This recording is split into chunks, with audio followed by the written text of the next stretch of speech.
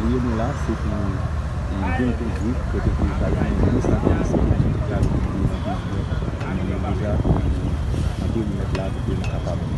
Permet nou sa la de la politik de nou apse la bouge.